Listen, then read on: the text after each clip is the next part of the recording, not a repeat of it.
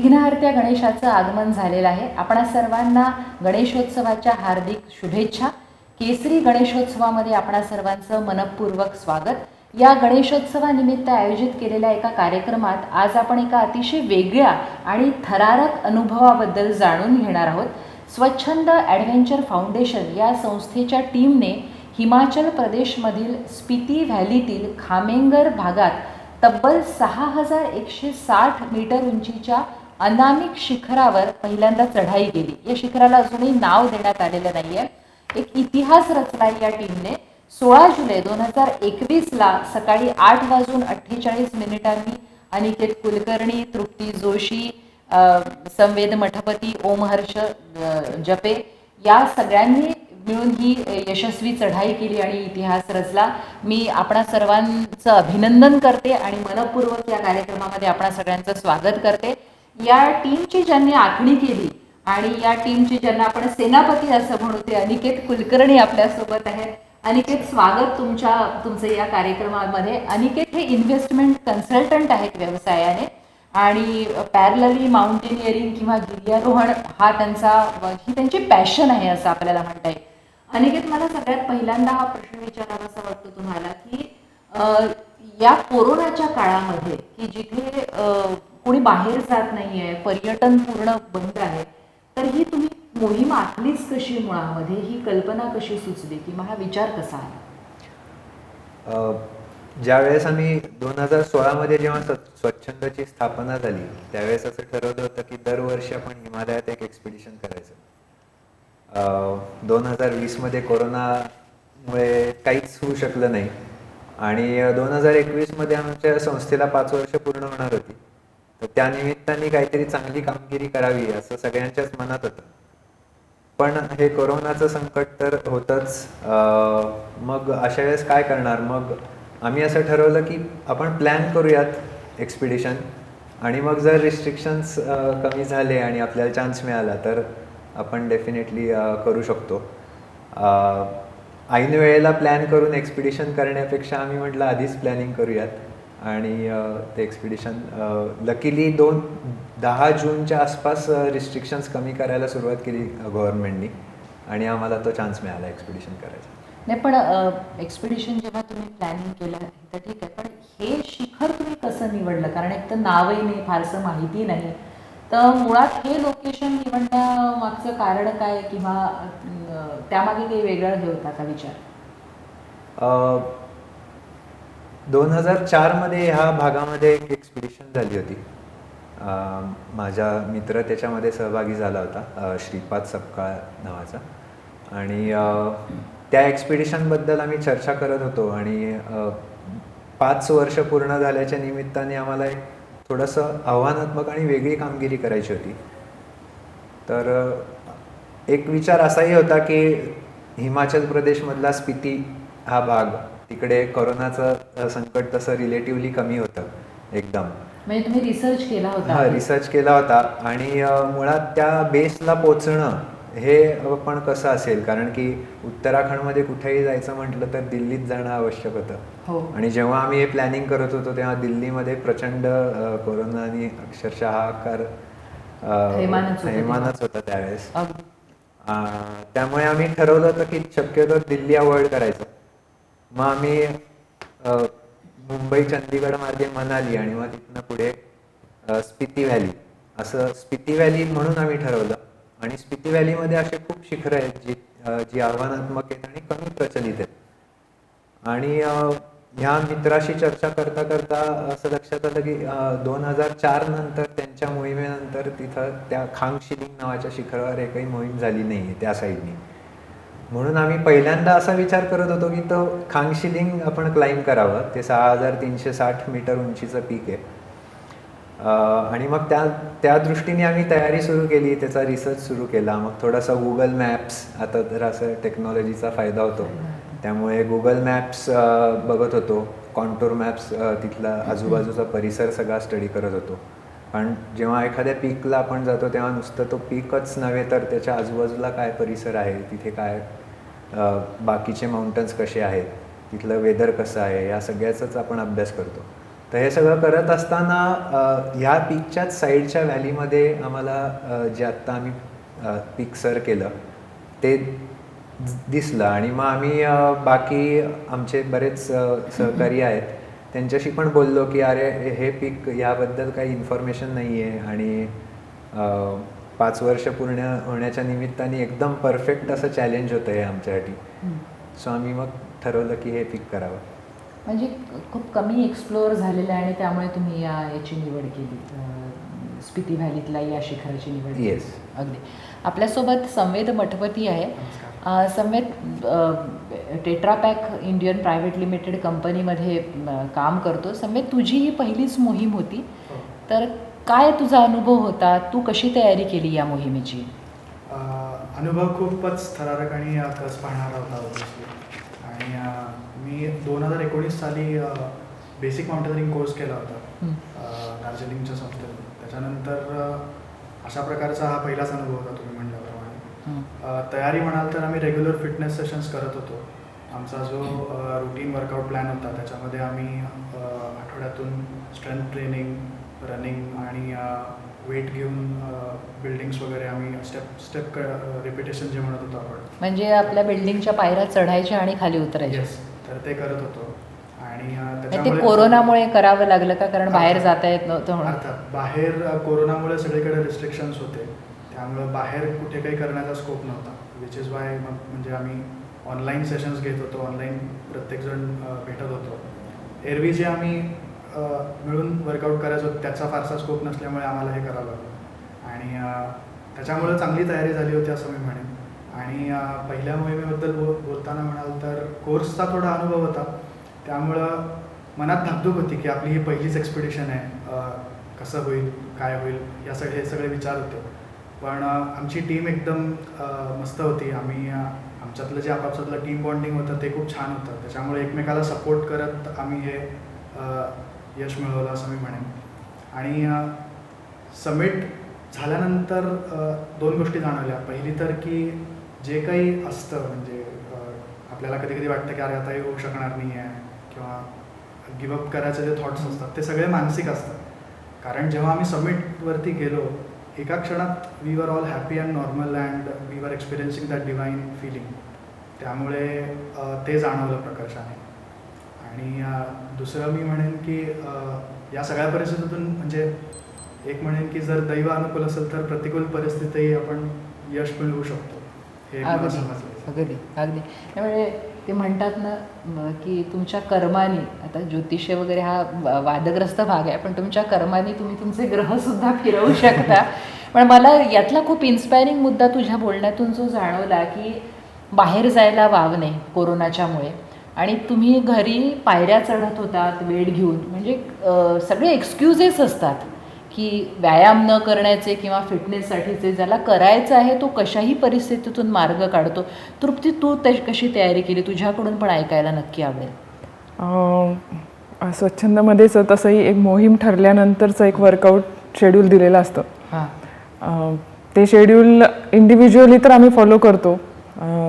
Usually आता कोविडच्या पार्श्वभूमीवर परिस्थिती वेगळी होती, पण आधीच्या मोहिमांना आम्ही सगळेजण एकत्र ऑन फील्ड तयारी करायचो. एकत्र रनिंग करणे, एकत्र टेकडीवर रिपिटेशन्स करणे, हा सगळा शेड्यूल असायचा. कोविडच्या पार्श्वभूमीवर आम्ही आमच्या बिल्डिंगमध्ये जेवढ्या फ्लोअर्स मिळाले त्या फ्लोअर्सवर वजन घेऊन प्रॅक्टिस करायचो. आठवड्यातनं 2दा रनिंग करणे. स्ट्रेंथनिंगचा सेशन आम्ही ऑनलाईन करत होतो. ऑनलाईन म्हणजे कसं? गुगल मीट किंवा हे आता सोशल मीडियाचे जे प्लॅटफॉर्म्स आहेत त्यांनी ऑनलाईन वर्कआउट असायचा. मोस्टली अनिकेतच कंडक्ट करायचा. बरं. आणि आम्ही फॉलो करायचो. पण म्हणजे वर्कआउट हे प्रत्येकाला सारखंच होतं असं याच्यानुसार प्रत्येकाच्या प्रकृती किंवा याच्यानुसार असं वेगळं दिलेलं नव्हतं? थोड्याफार प्रमाणात बदल व्हायचे त्याचे, पण बेसिक एक वर्कआउट फिटनेस स्टँडर्ड जे आपण म्हणूयात ते बेसिक फिटनेस लेवल्स, त्यासाठी आम्ही एक वर्कआउट डिझाईन केला होता. आणि मग प्रकृतीप्रमाणे मुळात म्हणजे आता काही मला सपोज जास्त स्ट्रेंथची गरज असेल तर मग मी त्याच्यावर जास्त फोकस ठेवेन. स्टॅमिनाची गरज असेल तर मग रनिंग मध्ये थोडंसं मी जास्त, सो थोडंसं इंडिव्हिज्युअल बेस्ड पण होतं आणि स्ट्रेंथ ट्रेनिंग आम्ही एकत्र करायचो. बाकी आणि किती महिने तुम्ही तयारी केली सगळ्यांनी मिळून? साधारणपणे 4 महिने आम्ही एक्सपिडिशन प्लॅन झाली. त्याच्या आधी 4 महिने 5 महिने त्याच्या आधीपासून आम्ही तयारी चालू केली. सुरुवातीला थोडं कमी, मग थोडं इंटेन्सिटी वाढवली आणि मग एंडला टेपरिंगप्रमाणे असं एक्सपिडिशन जशी जवळ आली तसं थोडं टेपर करत गेलो आणि अशी तयारी झाली आमची. तू सगळ्यात लहान होता या मोहिमेमध्ये, म्हणजे मला सांगायला खूप आनंद वाटतो की ओम हर्ष हा सगळ्यात लहान आहे, 19 वर्षांचा आहे. आणि तू तुझ्या तयारीबद्दल किंवा तुझ्या घरच्यांच्या सपोर्टबद्दल काय सांगशील की इतके छोट्या वयामध्ये आईवडिलांनी तुला हो कसं म्हटलं? कारण बाहेरचंही सगळं कोरोना, आणि कोरोना हा परत ब्रीदिंग लंग्स, आणि तुम्ही ज्या याच्यामध्ये हाय अल्टिट्यूडमध्ये जाणार, तर तू काय कसं सगळं हे केलं? घरच्यांचा तर खूपच सपोर्ट होता. मी लहानपणापासून करतो आहे हेच, त्यामुळे मग घरच्यांचा असा सपोर्ट आधीपासूनच होता. तर घरचे विचारायचे काय हवं आहे तुला, काय केलं पाहिजे आत्ता, मग सगळे डिस्कशन चालायचं घरी आणि मग त्याच्याप्रमाणे एकदम असा तो घरातूनच असा एक सपोर्ट असतो ना, तो आलेला असा, आणि त्याच्यामुळे आधीच कॉन्फिडन्स असा बूस्ट झालेला. या आणि तू समिटचा रूट ओपन करण्याची तुला संधी मिळाली, तो अनुभव काय होता रूट ओपनिंगचा? आणि रूट ओपनिंग पण सांगशील, म्हणजे ती काय असतं रूट ओपनिंग, म्हणजे काय ही टर्मिनॉलॉजी? अच्छा, रूट ओपनिंग म्हणजे समिटपर्यंत रूट अप्रोच कसा आहे, रोप फिक्स करायचे असतात, रूट अप्रोच कसा आहे तो बघायचा असतो. त्याच्यानंतर या सगळ्या गोष्टी ह्याच्यात पडतात. सो त्याच्यासाठी आम्ही 2 टीम्सचं स्प्लिट केलेलं. आम्ही एक ॲडव्हान्स टीम होती, मी होतो आणि अजून 2 गाईड्स होते, आणि बाकीचे सगळे मेंबर्स होते, त्यांच्याबरोबर अजून एक गाईड होता. सो असं ठरलं जेव्हा आम्ही कॅम्प 1ला पोचलो तेव्हा असं ठरलं आमचं की मी आधी जाऊन तिकडे ऑक्युपाय करणार आहे camp 2, that is summit camp. तर तो ऑक्युपाय केल्यानंतर दुसऱ्या दिवशी आम्ही रोप फिक्सिंगला जाणार होतो. सो आम्ही सगळे एकत्रच निघालो, सगळे टीम मेंबर्स एकत्र निघालो आणि सगळं वेट घेऊन, लोड घेऊन, सगळं म्हणजे आमचं जे ऑलरेडी जे स्लिपिंग बॅग, कॅरी मॅट वगैरे जे सगळं होतं, त्याच्या व्यतिरिक्त पण अजून जे वेट लोड फेरी जे असतात त्याच्यासाठी जे वेट असतं ते पण पाठीवरती घेऊन आम्ही निघालो सगळं. तर तिकडे पोचल्यानंतर लोड टाकलं ह्यांनी आणि आम्ही तिकडेच ऑक्युपाय केला कॅम्प. आणि दुसऱ्या दिवशी आम्ही रोप फिक्सिंगला गेलो. रोप फिक्सिंगला आम्ही सुरुवात 7 वाजता केली. सो तेव्हा असं एकदम कम्प्लीट व्हाईट आऊट होता. मला एकदा परत तुला थोडंसं इंटरप्ट करते. आता जसे माझ्यासारखे लोक की आम्हाला माउंटेनिअरिंगमधला एम पण नाही माहिती, मग रोप फिक्सिंग हा प्रकार काय असतो म्हणजे माहिती? कसं असतं, काही पार्ट्स असतात समिटच्या स्ट्रेचला, काही पार्ट्स असे असतात की जिकडे दोरी लावणं फार महत्त्वाची असते. दोरी लावून म्हणजे आपल्याला तो पार्ट सोपा जातो. कधी कधी ग्रेडियंट खूप जास्ती असतो, तर ग्रेडियंटवरती जर रोप लावला नाही तर थोडं अवघड जाईल. ग्रेडियंट म्हणजे काय? ग्रेडियंट म्हणजे असा खूप जास्ती इन्क्लिनेशन नाही तर खूप जास्ती स्लोप असलेला असा एक अँग्युलर म्हणजे स्ट्रेच असतो समिटच्या स्ट्रेचपर्यंत पासून. तर तिकडे रोप लावणं फार आवश्यक असतं. सो अशा ह्याच्यात रोप लावले आम्ही. साधारण 4 ठिकाणी रोप लावले. एक आईसवॉल होती आमच्या समिट ह्याच्या स्ट्रेचच्या आत, तर तिकडे रोप लावली. त्याच्यानंतर समिटला जाता जाता काही हम्प्स होते, सो त्याचे पण ग्रेडियंट्स खूप जास्ती होते, तिकडे पण आम्ही रोप लावले. सो स्नो स्टेक असतो, स्नो स्टेकला आपण रोप बांधतो, पॉलीप्रॉपलिनचा रोप असतो. स्नो स्टेक म्हणजे काय? स्नो स्टेक म्हणजे साधारण एक अशी एक तुम्ही सांगा. हां, स्नो स्टेक्स आता कसं होतं की जसं आपण इथं रॉक क्लाइम्बिंग करतो तेव्हा बोल्ट्स वगैरे करतो, बोल्टिंग करून मग त्याच्यामध्ये आपण सेफ्टी गिअर लावू शकतो. पण स्नोमध्ये बोल्ट नाही करता येत. मग स्नो जरा सॉफ्ट असतो, म्हणून मग एक साधारण एवढ्या आकाराची एक ॲल्युमिनियमची स्टिक असते, ती आपण स्नोमध्ये हॅमर करतो आत, पूर्ण आत खूप असतो आणि त्याला एक अँगल असतो विशिष्ट, त्या अँगलमध्ये ती खूप असल्यावरती आणि मग त्याला रोप अटॅच करतो, म्हणजे जेणेकरून ती एवढी आत गेली पाहिजे की ती निघून नाही आली पाहिजे. त्या डिव्हाइसला स्नो स्टेक म्हणतात. ओके. मग हे सगळे उपकरणं म्हणजे हे जे सगळे इक्विपमेंट्स आहे हे पण तुम्हाला कॅरी करावे लागले? हो. तुमच्या चौघांव्यतिरिक्त कोण होतं याच्यामध्ये आणखी, म्हणजे तुझ्या बोलण्यात गाईडचा उल्लेख आला? हां, तो आमच्याबरोबर 4 गाईड्स होते. त्याच्यात त्याच्या व्यतिरिक्त एक हेल्पर होता आणि एक कुक होता. तर आमची जेव्हा ॲडव्हान्स टीम झाली त्याच्यात 3 झाले जसं मी सांगितलं, आणि ह्यांच्याबरोबर होते ते अजून एक गाईड होता. हे मला एकदम गंमत वाटली की एक कुक पण सोबत घेतला होता, त्याला तयार कसं केलं यायला? कुक बेसिकली बेस कॅम्पपर्यंत असतात. म्हणजे आपल्या जे ट्रेक करतात ते आपल्याबरोबर आणि बेस कॅम्पला ते थांबतात. पण ते पण ट्रेंड असतात सगळे? हां, ट्रेकिंगसाठी ट्रेंड असतात. हाय कॅम्पसाठी मग आम्ही आमचंच करतो सगळं मॅनेज. आणि आमच्याबरोबर आत्ता 3 गाईड होते, एक कुक आणि एक हेल्पर, अशी टोटल ती 5 जणांची सपोर्ट टीम होती. मनालीमध्ये माउंटन एक्सपिडिशन्स म्हणून एक संस्था आहे, त्यांना आम्ही ती जबाबदारी दिली होती ती आणि त्यांची ती टीम होती.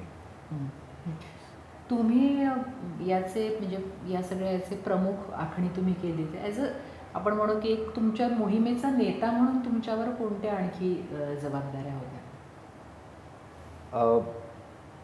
तसं तर सगळ्यात महत्त्वाचं काम असतं की तिथे एक आपलं सगळ्या पूर्ण टीमचं मानसिक जे संतुलन असतं किंवा मनोधैर्य ते मेंटेन करणं हे सगळ्यात मोठं चॅलेंज असतं.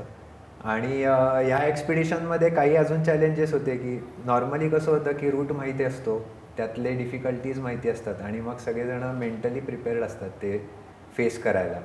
पण इथं कोणीच गेलेलं नसल्यामुळे आम्हाला काहीच माहिती नव्हतं. आणि म्हणजे जे सामोरं येईल त्याला म्हणजे जे समोर येईल त्याला सामोरं जायचं, आणि समोर काय येईल हे माहिती नाही. त्यामुळे तो एक मेजर चॅलेंज होता. त्यामुळे आउटकम काय असेल या एक्सपिडिशनचा, आणि म्हणजे याचा सक्सेस पण महत्त्वाचा होता आमच्यासाठी, कारण की 5 वर्ष पूर्ण झाल्यानिमित्त आम्ही हे प्लॅन केलं होतं. सो असे बरेच गोष्टी होत्या. त्यातून म्हणजे 1.5 वर्ष झाले गेले, फील्ड ॲक्टिव्हिटीज आमचे ऑलमोस्ट बंद होत्या. म्हणजे सह्याद्रीमध्ये ट्रेक्स झाले नाहीत. थोडंफार आम्ही रॉक क्लाइम्बिंग वगैरे केलं डिसेंबर महिन्यात, पण तेवढंच, म्हणजे बाकी काहीच फील्ड ॲक्टिव्हिटी नव्हती. आणि मग जसं मगाशी ओमर्श म्हटला तसं की आम्ही आमच्या बिल्डिंगलाच डोंगर बनवला आणि त्याच्यावरतीच प्रॅक्टिस केली. पण मग त्या प्रॅक्टिस तिथे किती ॲक्च्युअल फील्डमध्ये किती उपयोगी पडेल अशी जराशी धाकधूक होतीच या सगळ्या बाबतीत.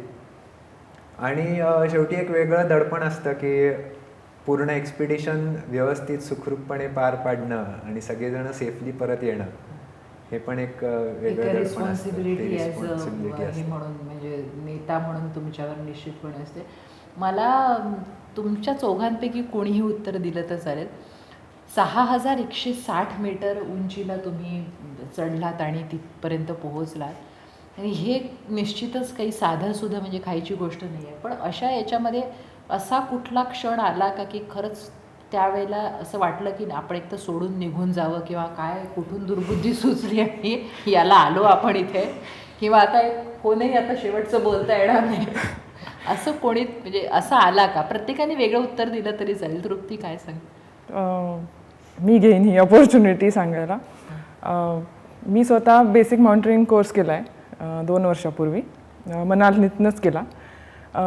त्या कोर्समध्ये आम्हाला बेसिक नॉलेज शिकवतात की बेसिक सेफ्टी कशी करायची. तुम्ही तुमच्याबद्दल एखादा प्रसंग झाला, तुम्ही स्लाईड करताना घसरलात तर तुम्ही बचावात्मक काय हालचाल केली पाहिजे वगैरे, असं हे गोष्टी शिकवतात. तिथे स्नोवॉलवर कसं चढायचं याचं पण प्रशिक्षण दिलं जातं.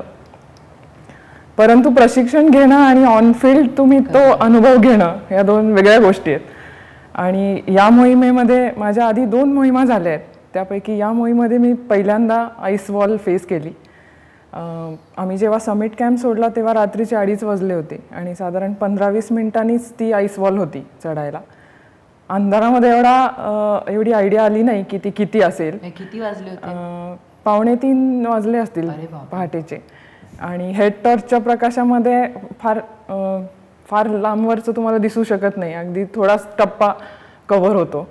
त्यामुळे असं वाटायचं की अजून ती थोडीशीच राहिली असं करत करत ती वॉल आम्ही चढलो. आणि नंतर जेव्हा कळलं तर ती 100-1 फुटाची वॉल होती. ते दिव्य करताना खरंच असं वाटत होतं की आपण कुठनं करतोय, म्हणजे ही वॉल संपणार आहे का नाही संपणार आहे का, असं चढत राहावं लागणार आहे.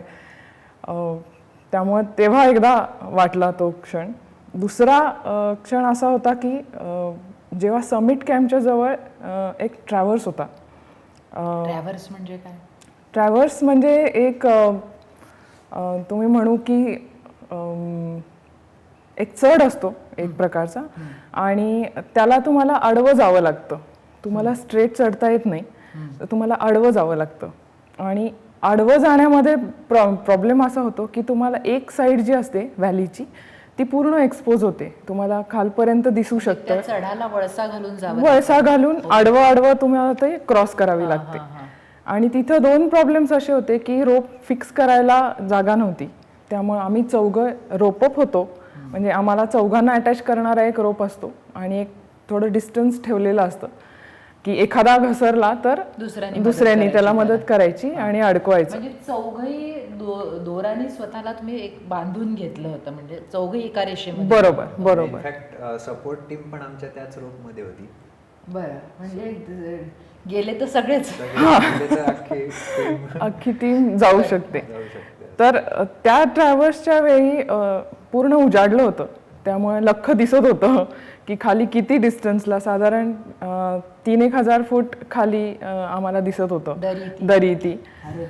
आणि ऑब्व्हियसली क्रॅम्पॉन्सवर ते आडवं चालण्याचं ती कसरत करावी लागली होती. तेव्हा मात्र पुन्हा एकदा असं वाटलं की आपण का करतोय हे. तो प्रसंग विकतचं दुखणं घे, म्हणजे दुखणं हा शब्दात माइल्ड आहे त्याच्यासमोर. थरार होता. थरार. तुला काय वाटलं त्या क्षणाला? आम्ही सगळे रोपडप होतो, तर असा एक विचार होता, जर आत्ता कोणीतरी एक सटकलं इकडून तर सगळेच्या सगळे खालती जाणार आहेत. आणि ही भीती होती ना, ही खूप जास्ती होती मनात की. आणि मध्ये मध्ये असे पॅचेस होते, रॉकी पॅचेस होते, असे मोरेंचे पॅचेस होते. सगळा थ्रूआउट बर्फ आहे असं नाही. सो क्रॅम्पॉन्स घालून त्या क्रॅम्पॉन्स म्हणजे जे खिळे असतात शूजला, स्नो शूजला एक खिळे लावतात, एक टाईपचा डिव्हाइस असतो, अटॅचमेंट असतो. सो ते घालून पाय सटकणार नाही असा तो बर्फामध्ये रुतून राहील. आणि अशा त्या मोरेंच्या ह्याच्यातनं पण आम्ही ते क्रॅम्पॉन्स घालून चालणं, म्हणजे ते थोडेसे हलणं, मग तो रॉक स्लिप होऊ शकतो अशा ह्याच्यात, म्हणजे भीतीदायक होतं फार ते. कारण खालती बघत होतो. स्पेस असते म्हणजे चालण्यासाठी, की समजा या साईडला दरी आहे तर अशी स्पेस किती असते चालण्याची, किती रुंद? अशी पायवाट नसतेच, नाही का? पूर्ण स्लोपच होता. त्याच्यावर आम्ही तिरकं अशीच वाट करतच जात होतो. आणि म्हणजे चांगला अँगल होता तो, साधारण एक 60-65 डिग्रीचा स्नो स्लोप असेल तो. आणि त्यात मध्ये मध्ये अशी स्क्री ओपन झाली होती, म्हणजे स्नोमध्ये तरी एक वेळ म्हणेन की चालणं इझी आहे, सोपं आहे. पण रिलेटिव्हली. पण ते स्क्रीमध्ये काय होतं की एकतर ते छोटी छोटी दगडाचे तुकडे पडलेले असतात. स्क्री म्हणजे असं निसर्ग मुरुमाड म्हणू शकतो आपण. इथं सह्याद्रीमध्ये जसं मुरुमाड असतं तशी ते सगळं टेरेन होता. आणि त्याच्यात प्रॉब्लेम असा असतो की जर फॉल झाला तर स्क्रीमध्ये स्नोमध्ये आपण आईसॅक्स मारून स्नोमध्ये असे रुतवून अरेस्ट करू शकतो. स्क्रीमध्ये तेही नाही करू शकत. त्यामुळे ते सगळं एकदम रिस्की पार्ट होता तो. पण म्हणजे जाताना तर तुम्ही गेले, येतानाही तो असेलच ना राक्षस. तर मग त्यावेळेला काय, म्हणजे तो विचार होता का डोक्यामध्ये की आता हेच परत आपल्याला फेस करायचं आहे? हो, अगदी. म्हणजे थोडंसं सुरुवातीपासून सांगतो. आम्ही जेव्हा सुरू केली होती समिट पुश, तेव्हाच थोडंसं असं दमून गेल्यासारखं झालं होतं. आणि आम्ही मग ते इव्हेंच्युअली जी आईसवॉल होती ती क्रॉस केली. त्याच्यानंतर एक हंप आला होता, तो हंप क्रॉस करून पुढे गेलो होतो ट्रॅव्हर्सपर्यंत, आणि मग समिट झालं होतं. तर ट्रॅव्हर्स म्हणजे जातानाचा ट्रॅव्हर्स तितका ऑनेस्टली सांगायचं तर माझं लक्ष नव्हतं खरं सांगायचं तर. कारण all that I was bothering was की समिट. आणि तो ट्रॅव्हल्स कंप्लीट करून समिट चा पॅच सुरू झाला होता जस्ट नुकताच. तेव्हा मी फक्त एक लुक दिला होता वरती की बघायला की कुठंपर्यंत. तर तो असा डायरेक्ट आकाशापर्यंत वाटत होता, इतका उंच वाटत होता. आणि मग तिकडं असं झालं की अरे एवढं चढायचं आणि कधी होणार. मग माझ्यासोबत जे गाईड आमच्यासोबत होते, चालत होते, त्यांनी सांगितलं की आप ऊपर देखो ही मत, आप इधर उधर देखो, हिमालय की ब्युटी ॲडमायर करो, आप ऊपर देखो ही मत. असं त्यांचं एकदम आज्ञा पाळून मी तेव्हापासून वरती बघायचं बंदच केलं. आणि आम्ही कसं जात होतो वरती ओमर काउंट देत होता 1 2 3 गो असं म्हणल्यावर प्रत्येकाने एक 10 स्टेप्स पुढं जायचे प्रत्येकाने, आणि रोपअपमध्ये असल्यामुळे ते जाणं भाग होतं. मग तसं करत करत आम्ही समिट गाठलं होतं. समिट गाठल्यानंतर तिकडचा व्ह्यू आणि ते सगळं ब्युटिफुल होतं, आणि तिकडचे एक 5-10 मिनटं ते रिअलायझेशन, समिटचं रिअलायझेशन झालं, आणि मग नंतर खाली जाण्याचे विचार सुरू झाला. तेव्हा आठवलं आपल्याला खाली जाताना पुन्हा तो ट्रॅव्हल्स लागणार. आणि तिकडे असं झालं होतं की रोप जो आहे तो आतल्या साईडला पकडून आम्ही जात होतो, ते थोडंसं रिस्की होतं. त्यामुळे अजूनच भीती वाटत होती की समजा मागचा जर दुर्दैवाने निसटला तर आपल्याला लक्षात येणार नाही आहे, ते आपलाच पाय ओढला जाणार आहे. त्यामुळे ते खूप तेव्हा स्केरी वाटत होतं.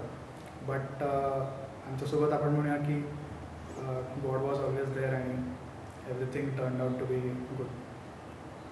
म्हणजे जीवाचं भय पण असू शकतंच की याच्यात काय म्हणता येईल. नक्कीच, म्हणजे इनफॅक्ट हा जो रिस्की पार्ट होता तिथे थोड्याफार प्रमाणात हे भय असणं ही खूप चांगली गोष्ट आहे.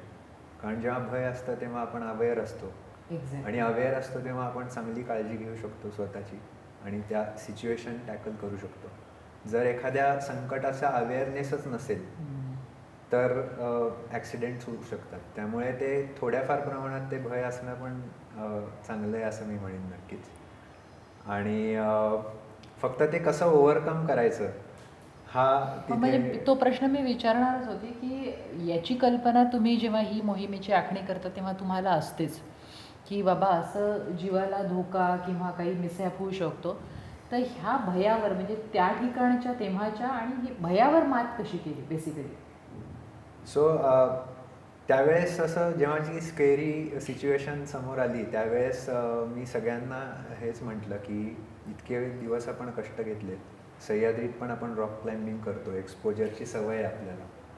सो हे एक्सपोजर आपल्याला म्हणजे आपल्यावरती हावी होऊन नाही दिलं पाहिजे. आपण let us trust our practice, let us trust whatever we have learned in the courses, आणि त्या एक ट्रस्ट फॅक्टरनीच हे फिअर आपण ओव्हरकम करू शकतो. क्या बात आहे. म्हणजे इतके दिवस किंवा इतके वर्ष आधीची जी तपश्चर्या केली ती तपश्चर्या तुम्हाला यावेळेला धोका देणार नाही या विश्वासावर ते सगळं पार केलं. निश्चित. मला आणखी एक वेगळा प्रश्न असा विचारायचा आहे की खूप आत्ताच्या काळामध्ये मेडिटेशनचं मी फॅड असा शब्द नाही वापरणार, पण गरजेची गोष्ट आहे मेडिटेशन, की जीवनशैली बदलली आहे, ताणतणाव खूप वाढतात आहे, आणि तिशीपासून लोकांना डायबिटीज, BP किंवा स्त्रियांमध्ये फायब्रॉइड सिस्ट, तर लोक मेडिटेशन असं खूप बोलल्या जातं. तर एक विचारविरहित अवस्था जी म्हणतो की कुठलाच विचार नाही, फक्त वर्तमानात तुम्ही आहात, तर ही माउंटेनिअरिंग करताना अनुभवास येते का? अनिकेत, तुम्ही काय सांगाल? नक्कीच येते. इनफॅक्ट जेव्हा माउंटन्समध्ये आपण जातो, हिमालयाजमध्ये, फॉर दॅट मॅटर सह्याद्रीसुद्धा, तेव्हा एकतर ते सगळं टेरेन वेगळं असतं, ती परिस्थिती वेगळी असते, आजूबाजूचं सराउंडिंग वेगळं असतं. आपल्याला आपला कम्फर्ट झोन पूर्ण सोडावा लागतो, आणि तिथे असणारे जे चॅलेंजेस आहेत त्याला सामोरं जाण्यासाठी you have to be on your toes. तुम्हाला फोकस ठेवायला लागतो, त्यामुळे तुम्ही बाकी सगळं विसरून जाता. फॉर दॅट ब्रीफ टाईम तुम्ही सगळं विसरलेलं असतं. म्हणजे यांनी त्यावेळेला माझा अपमान केला होता, तो बॉस त्यावेळेला तसं बोलला, माझं हे ही माझी पात्रता नाही, मी वरच्या पात्रतेचे आहे खूप, आणि आज काय हे सगळे विचार निघून जात असतात. हे सगळे विचार निघून जातात, आणि म्हणजे त्या सगळ्या सेटिंग्सची एवढी भव्य दिव्यता असते की म्हणजे मान वगैरे, इगो, ह्या सगळ्या टर्मिनॉलॉजीज तिथं जाऊन सगळ्या गळून पडतात. आणि म्हणजे आपण फक्त त्या म्हणजे नेचर हे ग्रेट आहे. हां, म्हणजे देवाचं सगळ्यात मस्त क्रिएशन आहे, आणि त्याची भव्य दिव्यता आणि त्याची स्ट्रेंथ बघितल्यावरती तिथे आपण किती क्षुद्र आहोत याची नक्कीच जाणीव होते. आणि हे सगळं जे माइंडसेट असतं, हे माइंडसेट खरं तर मी असं म्हणेन की मेडिटेशनसाठी एकदम अनुकूल आहे, आणि ह्या माइंडसेटनी मेडिटेशन सुरुवात केलं तर डेफिनेटली त्याचे फायदे आपल्याला जाणवते. मेडिटेशनची पूर्वतयारी म्हणून माउंटेनिअरिंग करायला हरकत नाही. म्हणजे एका अँगलने आपण असं म्हणू शकतो की आपले जे साधू संत होते पूर्वी, ते हिमालयात जायचे. हो. म्हणजे जर जर हे कारण असेल तर तेव्हापासून माउंटेनिअरिंग करायला सुरुवात झाली आहे. आणि त्याचं ओरिजिन इंडियात आहे असं म्हणायला काही हरकत नाही. खरं. मला याच अनुभवाबद्दल तुम्हा तिघांनाही विचारावं वाटतं. जसं अनिकेतने सांगितलं की जेव्हा एवढे मोठे पर्वत आणि तो बर्फ आणि निसर्गाचं हे एवढं भव्य रूप बघतो, तुला त्या क्षणाला काय वाटलं? म्हणजे हा अनुभव कसा असतो? त्या क्षणाला खूप चांगलं वाटतं. म्हणजे जेव्हापासून आमचा माउंटन डेज स्टार्ट झाले होते, आमच्या शेवटचा विलेजचा स्टे तेहामध्ये होता, तेव्हापासून आमचा माउंटनचे डेज स्टार्ट झाले होते. तर सुरुवातीला आम्हाला फक्त नदी आणि ठराविक माउंटन म्हणजे थोडा टप्प्यापर्यंत माउंटन्स दिसत होते. एका ठराविक टप्प्याला गेल्यावर आम्हाला हे पूर्ण स्नोक्लॅड माउंटन्स आणि स्नोक्लॅड पीक्स दिसत होते. आणि इकडं ॲटलिस्ट मी म्हणेन की थोडंसं लोकवस्ती म्हणा किंवा लोक राहत असल्याचा काहीतरी पुरावा असं दिसत होतं. पण आम्ही जेव्हा तिथून आत गेलो व्हॅलीमध्ये, तिकडे एकदमच म्हणजे there were no traces of human beings there. त्यामुळं तिकडे एकदम शांतता होती पहिली तर. म्हणजे मी असं म्हणेन की कधी कधी आपल्याला भीती वाटावी इतकी शांतता होती तिकडे. अँड ऑफकोर्स म्हणजे तसं भीती वाटण्याचं काही कारण नव्हतं, कारण we are all pursuing our passion. तर तिकडे खूप छान वाटत होतं आणि खूप ॲडमायर करत होतो आम्ही सगळेजण ती नेचरची ब्युटी. येस. ओमहर्ष, तुला? हा जसं म्हणला तसं शांतता ही इतकी सुंदर असते तिकडे. म्हणजे आपल्याला लिटरली आपल्याला अनुभव जो मिळतो तिकडे तो खूप सुंदर असतो. म्हणजे आपण म्हणतो ना पिन ड्रॉप सायलेन्स, त्याच्याहूनही पुढची जी गोष्ट असेल दॅट इज सायलेन्स तिकडे असतो. आणि हे मला तिकडे जेव्हा मी रोप फिक्सिंगला गेलो तेव्हा मी कॅम्पसाईटमध्ये एकटा होतो. हे लोक पुढेच गेलेले जरा बघायला आणि मी त्या दिवशी संध्याकाळी इकडेच होतो कॅम्पसाईटमध्ये. आणि त्या दिवशी म्हणजे इतकं सुंदर होतं ना, म्हणजे नाही काही आवाज नाही, काहीच नाही, नुसतं म्हणजे फोनचं नेट नसतं, काही नसतं, नुसतं बसणं ही इतकी सुंदर गोष्ट असते तिकडे. तिकडे जाऊन कळते आणि ही गोष्ट नक्कीच. वा, क्या बात आहे. तृप्ती, तुला काय वाटलं? नक्कीच. शहरामध्ये आपण अशी शांतता अनुभवू नाही शकत. म्हणजे कंटिन्युअस नदीचा आवाज जो येत राहतो, म्हणजे आपण जो म्हणतो की तो नाद जो येत राहतो, त्यांनी तुमचं मन खरोखरच शांत आणि स्थिर होऊन जातं. आणि मला मात्र म्हणायचं आहे की माउंटनमधले हे 15-16 दिवस आम्हाला पुढच्या वर्षभर पुरतात एवढ्या शांततेचे. क्या बात. म्हणजे तो आमचा श्वास आहे. आम्ही 15 दिवस जातो, तो श्वास भरून येतो आणि इथे वर्ष काढतो, परत पुढची मोहीम, पुढचा श्वास, असं म्हणायला हरकत नाही. एनर्जी बूस्टर ते घ्यायचं आणि परत नक्कीच कामाला. नक्कीच. म्हणजे हे हिलिंग पण असंच असेल ना, की हा जो सगळा पाण्याचा नाद किंवा वाऱ्याचा आवाज, माणसं नाही आणि अगदी अगदी शुद्ध अशा जे काही म्हणतो ते हिलिंग पण असू शकतं का?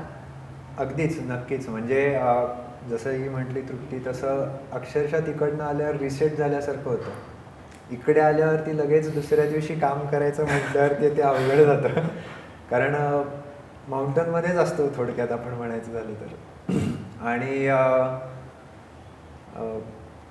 म्हणजे नक्कीच एक वेगळ्या प्रकारचा पीस आपण घेऊन येतो इकडे आणि खूप विलक्षण अनुभव येतात. म्हणजे आम्ही समिट कॅम्पला होतो.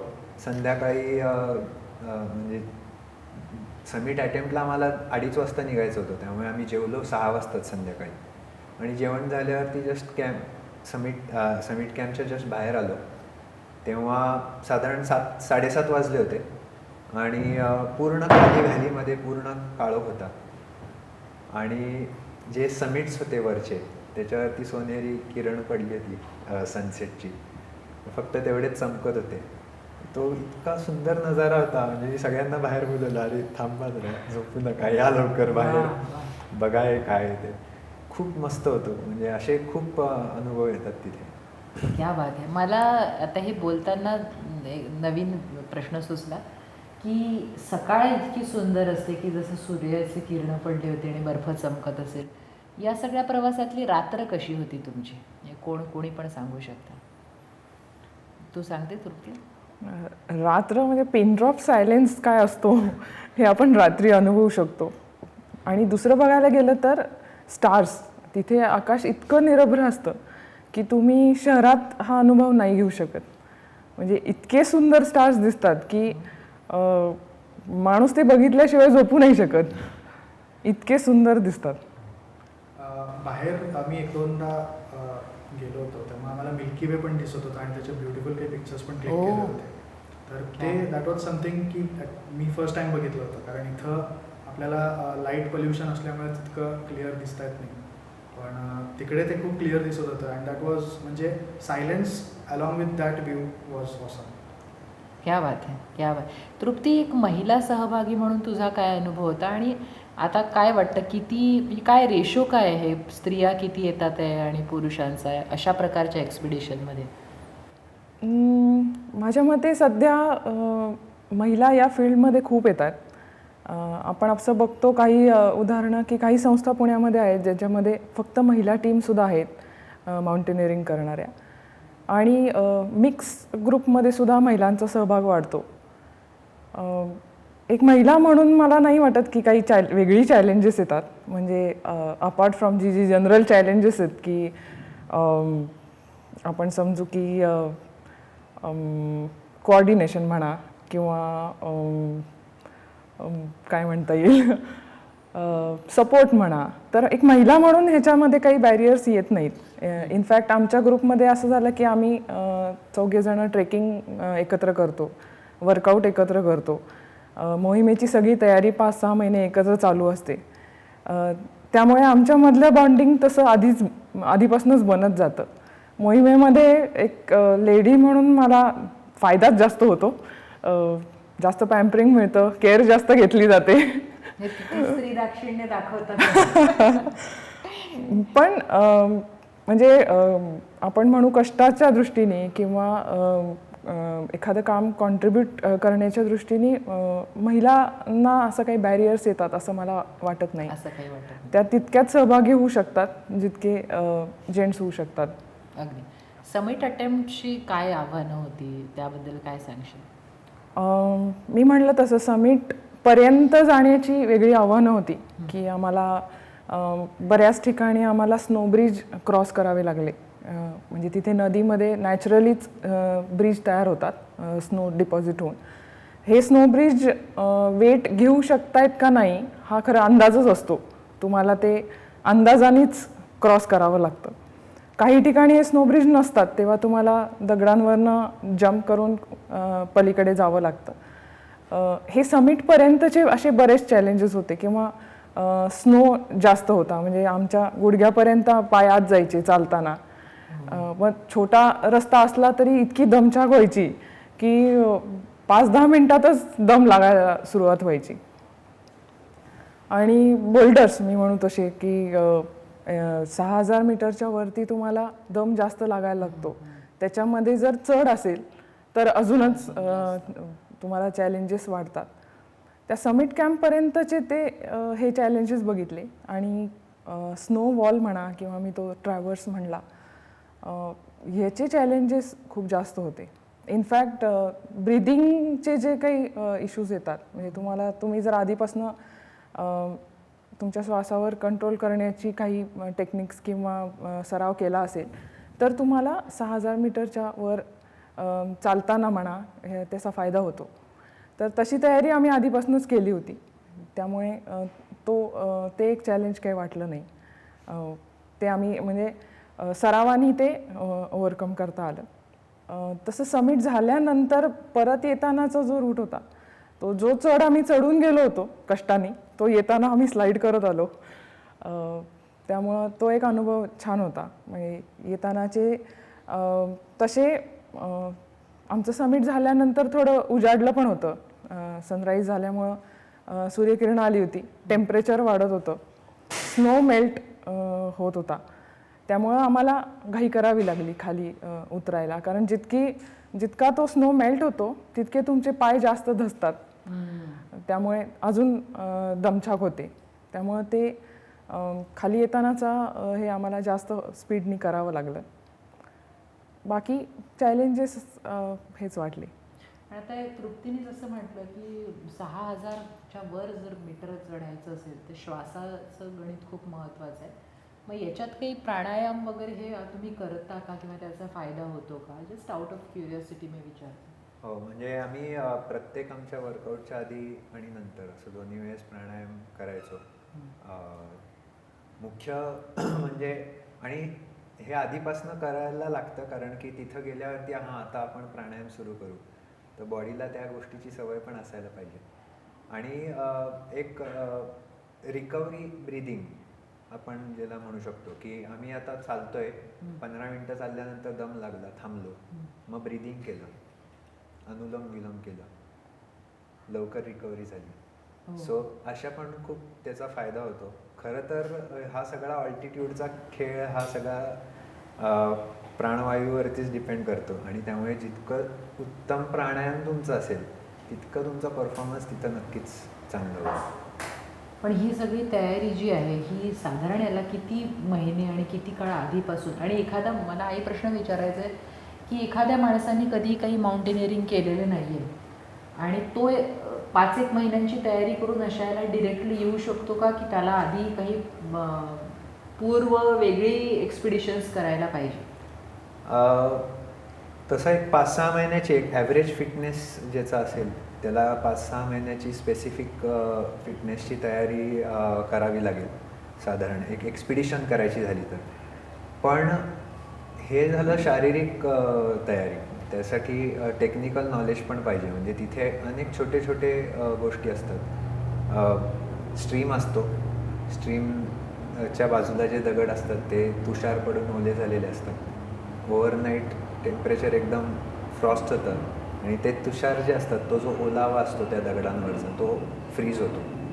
आपल्याला उघड्या डोळ्यांना दिसत नाही की तो बर्फ आहे, स्लिपरी असतं ते अतिशय. सकाळी पाणी बिणी घ्यायला गेलो की पाय घसरतो. अशा छोट्या छोट्या गोष्टी पण आहेत ज्याची अवेअरनेस तुमच्यामध्ये असली पाहिजे. त्याच्यानंतर स्नो क्राफ्ट कसं करायचं, आईस क्राफ्ट कसं करायचं, स्वतःची सेफ्टी कशी बघायची माउंटनमध्ये, मग रोपअपमध्ये कसं चालायचं, क्रिवास क्रॉसिंग कसं करायचं, इन केस काही ॲक्सिडेंट झालं तर त्याचं रेस्क्यू कसं करायचं, ह्या सगळ्या ज्या टेक्निक्स आहेत ह्या पण माहिती असणं गरजेचं आहे. कारण तिथे विथ नो नॉलेज गेलं आणि काही म्हणजे ॲज फार ॲज काही होत नाही, सगळं छान असतं, मस्त असतं, पण जर काही गडबड झाली तर मग एक सिच्युएशन क्रिएट होते जी हँडल करता येणं यासाठी खरं तर आपण माउंटेनिअरिंग कोर्सेस आहेत इंडियामध्ये.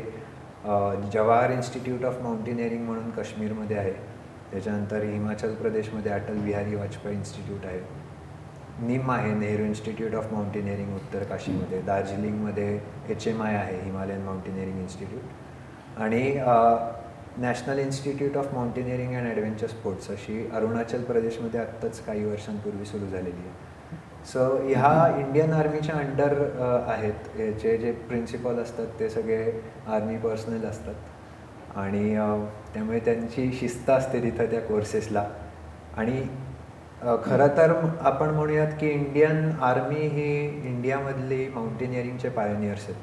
कारण बॉर्डर्स आपले सेफ ठेवण्यासाठी त्यांना हे माउंटेनिअरिंग करणं म्हणजे it's a part of their job. So त्यांनी त्याचा खूप अभ्यास केला आहे आणि तेच लोकांमध्ये यावं यासाठी ह्या उद्दिष्टाने या इन्स्टिट्यूट्स उघडले आहेत. सो थोडं सबसिडाईज पण असतं, हे गव्हर्नमेंटची सबसिडी पण मिळते, त्यामुळे कोर्स फी कमी असते.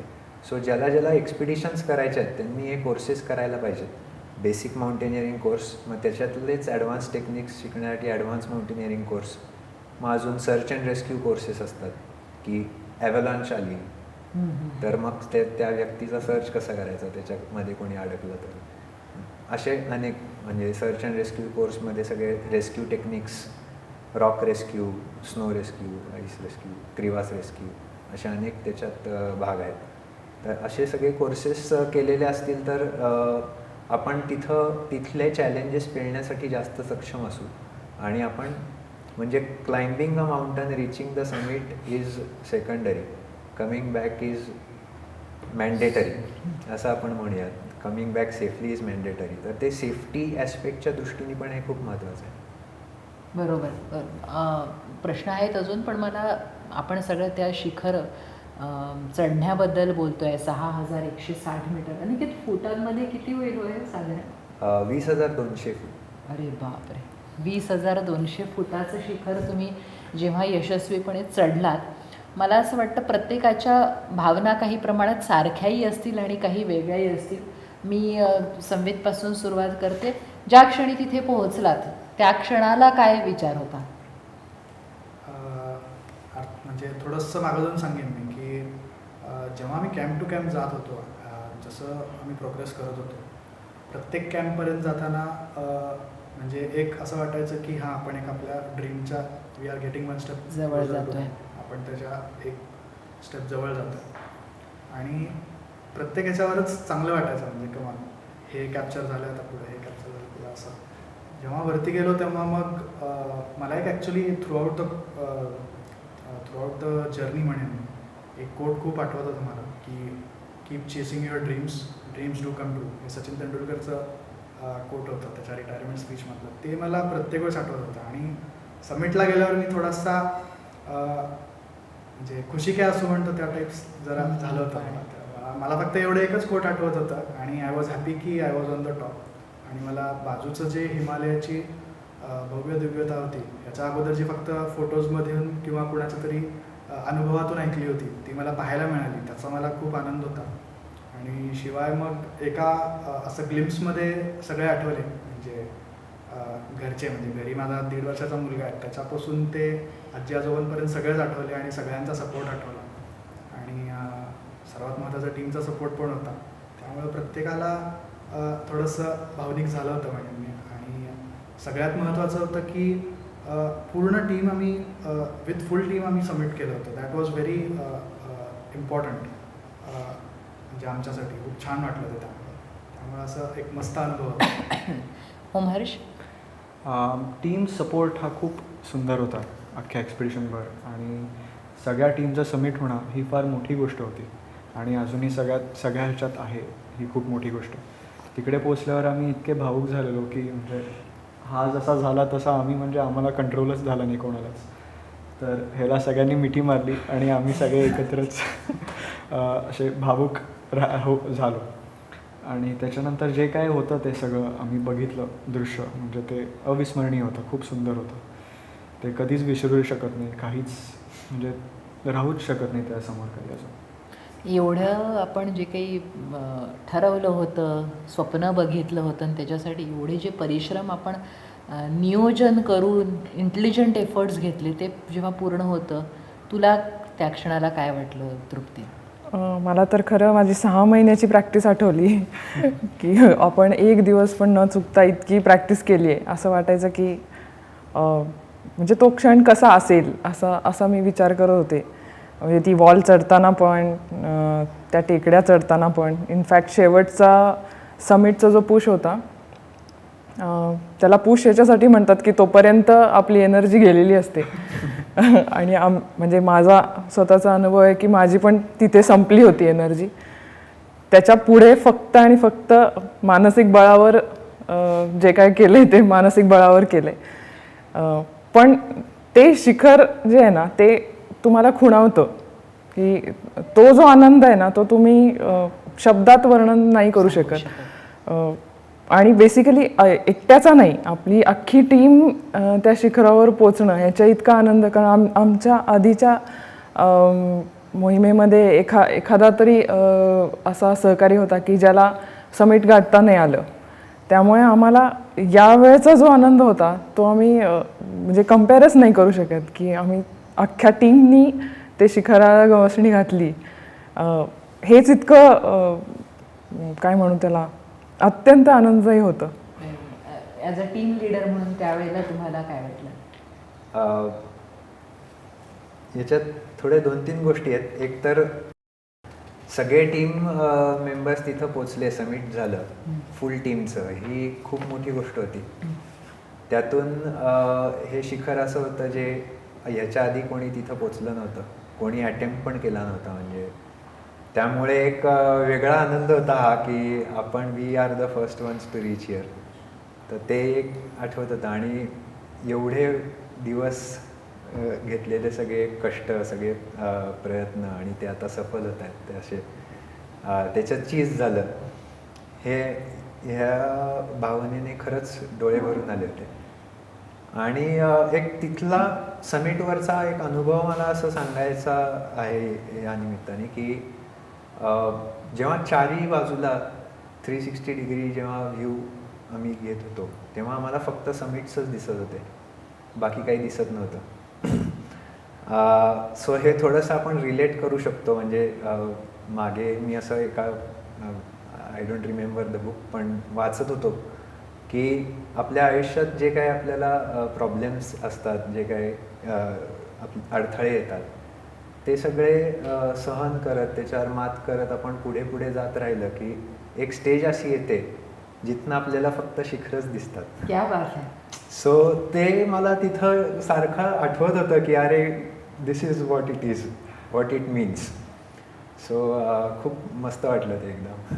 क्या बात आहे. आपण या सगळ्या याच्याबद्दल बोललो. मला आणखीन सगळ्या आपल्या केसरी गणेशोत्सवाच्या सगळ्या बघणाऱ्या प्रेक्षकांना हे सांगायचं आहे की हे जे शिखर यांनी सर केलं आहे 6160 मीटरचं शिखर या सगळ्या टीमनी सर केलेलं आहे आणि त्या शिखराला अजूनही कुठलं नाव नाही. ते अनएक्सप्लोर्ड असं शिखर होतं. अनिकेत, तुम्हाला ते नाव देण्याचं ज्याला म्हणता येईल भाग्य म्हणा, संधी म्हणा आता प्राप्त झालेली आहे, तर काय नाव ठरवलेलं आहे आणि काय प्रोसेस असते ही सगळी नाव देण्याची? ओके, सो बेसिकली हे समिट झाल्यानंतर आम्ही विचार करायला लागलो की अरे आपल्याला आता या शिखराला नाव द्यायचं आहे. आणि थोडेसे नशिबाने आमच्या कॉन्टॅक्ट्समध्ये एक्सप्लोरेशन्स केलेली बरीच लोक आहेत, त्यांच्याशी पण आम्ही बोललो. त्यांचा एक हे घेतलं, ॲडवाईस घेतलं की कशा प्रकारे नाव सिलेक्ट करायचं. तर नॉर्मली असं आलं की एकतर त्या माउंटनला त्या लोकल भागात काय म्हटलं जातं नॉर्मली तेच नाव दिलं जातं. म्हणजे खांगशिलिंग हे त्याच भागातलं पीक आहे म्हणून मी याचा रेफरन्स देतो. तर ते खांगशिलिंग पीक चोम लेकपासूनच दिसायचं आणि त्या लोकांनीच तिथल्या ते लोकल नाव तिथं ठेवलं होतं. आणि मग ज्यांनी त्या हिमालयन क्लबच्या ज्या टीमनी तिथं फर्स्ट असेंट केला त्यांनी तेच नाव पुढे हे केलं. तर आम्ही असं बघितलं आधी, पण आमचा माउंटन आम्हालाच कॅम्प 1ला गेल्यावरती दिसला. त्यामुळे तिथल्या लोकल लोकांना दिसण्याचा काही प्रश्नच नव्हता. त्यामुळे असं लोकल नाव याचंच काही नव्हतं. आणि पहिल्यापासूनच म्हणजे मगाशी पण तुम्ही एक प्रश्न विचारला होता की रात्र कशी असायची. तर उत्तर असं आलं की क्लिअर स्काईज होते. तर पहिल्यापासूनच आम्हाला एवढे म्हणजे एक आपण कितीही प्रॅक्टिस जरी केली, कितीही फिटनेसची, कितीही एक्सपिडिशनची तयारी केली तरीसुद्धा एक भगवंताची इच्छा असल्याशिवाय ते नाही होऊ शकत. हा प्रत्यय आम्हाला कायम तिथे येत गेला. म्हणजे आम्हाला ओढे लागले पण ओढे क्रॉस करायला स्नो ब्रिजेस मिळाले लकीली, किंवा अशी जागा मिळाली जी सेफली आम्ही जिथनं क्रॉस करू शकलो. त्याच्यानंतर हे सगळे जे आईस वॉल होती, तो ट्रॅव्हर्स होता, हे सगळे म्हणजे विघ्न म्हणूयात आपण अगदी व्यवस्थितपणे पार पडले आणि आम्ही पुढे जाऊ शकलो आणि असे ते शिखर गाठू शकलो. आणि असे प्रत्येक ऑब्स्टॅकलला आम्ही नेहमी म्हणायचो की अरे काळजी नका करू, बाप्पा आहे आपल्याबरोबर. आणि इनफॅक्ट आम्ही आमच्या ॲडव्हान्स बेस कॅम्पला एक मंदिर उभारलं होतं, गणपतीचंच मंदिर उभारलं होतं. आणि त्याचं जे डायरेक्शन होतं ते आमच्या माउंटनकडेच फेसिंग होतं. आणि त्यामुळे असा आमचा विश्वास आहे सगळ्यांचाच कलेक्टिव्हली की हे जे काही सक्सेस आम्हाला मिळालं आहे हे त्या बाप्पाच्या कृपेनेच मिळालं आहे. आणि ह्याच बरोबर 23 तारखेला 23 जुलैला गुरुपौर्णिमा होती. तर ते बाप्पारूपी गुरु आणि असंख्य स्वच्छंदला लाभलेले इथले गुरुवर्य लोक अशा सगळ्यांना आणि ऑफकोर्स भगवंताला हे यश आम्हाला अर्पित करायचं होतं. म्हणून आम्ही असं ठरवलं की गुरु गणेश, माउंट गुरु गणेश हे नाव या पीकला द्यावं. आणि मला वाटतं की या गणेशोत्सवाच्या कार्यक्रमाच्या निमित्ताने हे नाव आम्ही डिक्लेअर करतोय हे खूप महत्वाची मोठी गोष्ट आहे की गणेशोत्सव सुरू आहे आणि या निमित्तानं गुरु गणेश हे नाव आपण त्या शिखराला देतोय. मला तुमचं बोलणं ऐकत असताना सारखा एक शेर आठवत होता. मला खूप उर्दू शायरी माझ्या प्रिय म्हणजे विषय, त्यामुळे तो एक शेर मी इथे म्हणण्याचा मोह ऐकवण्याचा मला आवरत नाही आहे की तुम्ही जसं म्हटलं की विघ्न येत होती पण प्रत्येक वेळेला रस्ता निघत होता. तर अंधेरी रात में साया तो हो नहीं सकता, अंधेरी रात में साया तो हो नहीं सकता, ये कौन है जो मेरे साथ चलता है. तर मला असं वाटतं की भगवंत म्हणा अगदी, किंवा ती एक खरंच. अदृश्य शक्ती की जी तर्काच्या पलीकडे आहे तिचा कुठला तरी असा कृपाशीर्वाद असल्याशिवाय हे शक्य होत नाही. खूपच सुंदर नाव सुचलं आहे तुमचं, अभिनंदन करते या नावासाठी. एक शेवटचा प्रश्न या कार्यक्रमातला की तुम्ही या माउंटेनिअरिंगचं किंवा ही जी काही आपण तयारी करतो या निमित्ताने, तर सर्वसामान्य माणसांनी किती प्रमाणात याच्यामध्ये सहभागी व्हावं किंवा याचा किती उपयोग होऊ शकतो, हे कल्चर कसं वाढीस लागलं पाहिजे याबद्दल कोणी तुमच्यापैकी जरूर बोला.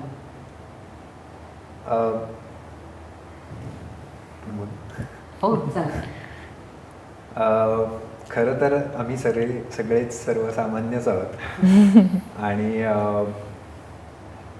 हेच एक एक्झाम्पल आहे की सर्वसामान्य लोकसुद्धा हे सगळं करू शकतात. फक्त त्याला काही प्रोसेस आहे.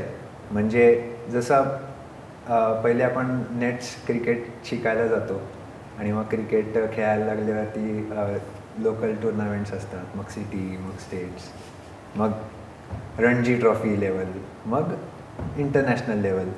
तसंच इथे पण आहे. सो थोड्या छोट्या छोट्या ट्रेक्समधनं सुरुवात करायला काहीच हरकत नाही आहे. सह्याद्रीतले ट्रेक्स आहेत, मग थोडंसं हिमालयाची गोडी लागावी म्हणून हिमालयातले ट्रेक्स आहेत. एकदा तिथं गेला की तुम्ही परत परत जाताच. हिमालय तुम्हाला बोलवत राहतो.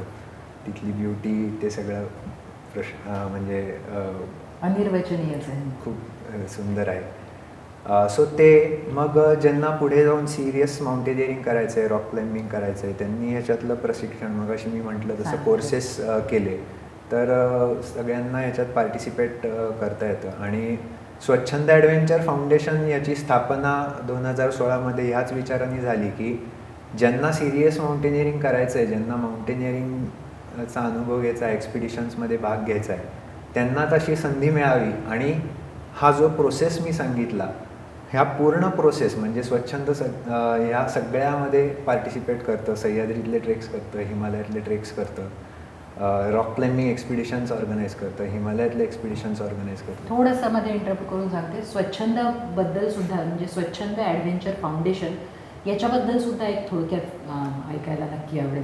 नक्कीच. स्वच्छंद ॲडव्हेंचर फाउंडेशन ही एक आमची नॉन प्रॉफिट ऑर्गनायझेशन आहे. आम्ही सगळेजण खूप आधीपासून ट्रेकिंग करतो आहे आणि सह्याद्रीतले अवघड ट्रेक्स केले आहेत आणि हे सगळं करत असताना अनेक लोक जोडली गेली स्वच्छंदशी आणि कुठंतरी याला एक संस्थात्मक स्वरूप देण्याचं गरज भासायला लागली. आणि असाही एक विचार यायला लागला मनात की जे आपल्याला मिळतं आहे, जे आपण अनुभवतो आहे, हाच अनुभव सगळ्यांना घेता यावा या दृष्टीने मग स्वच्छंदाची 2016मध्ये स्थापना झाली. आणि त्यानंतर म्हणजे there was no looking back. आम्ही असंख्य ट्रेक्स केले आहेत सह्याद्रीमध्ये. प्रशिक्षण वगैरे देता लोकांना म्हणजे तुमच्या संस्थेतर्फे? हो, म्हणजे इनफॅक्ट ज्यांना सिरियस माउंटेनिअरिंग करायचं आहे त्यांच्यासाठी आम्ही फिटनेस वगैरे असतो रोज. सध्या कोरोनाच्या काळात ते ऑनलाईन, जसं मग अशी म्हटलं तसं ऑनलाईन वगैरे करतो आम्ही. पण अदरवाईज आम्ही सकाळचं फिटनेस वगैरे असतो. आणि रॉक क्लाइम्बिंग ज्यांना करायचं आहे त्यांच्यासाठी प्रॅक्टिस असते वेगळी. इथे फर्ग्युसन कॉलेजच्या टेकडीवरती कॉरीज आहेत किंवा पुण्याच्या आसपास, म्हणजे वी आर लकी जॉग्राफिकली अशी जागा आहे पुणे की आसपास इतके टेकडे आहेत, इतके ऑपॉर्च्युनिटीज आहेत. सो इथे आमच्या प्रॅक्टिस असतात.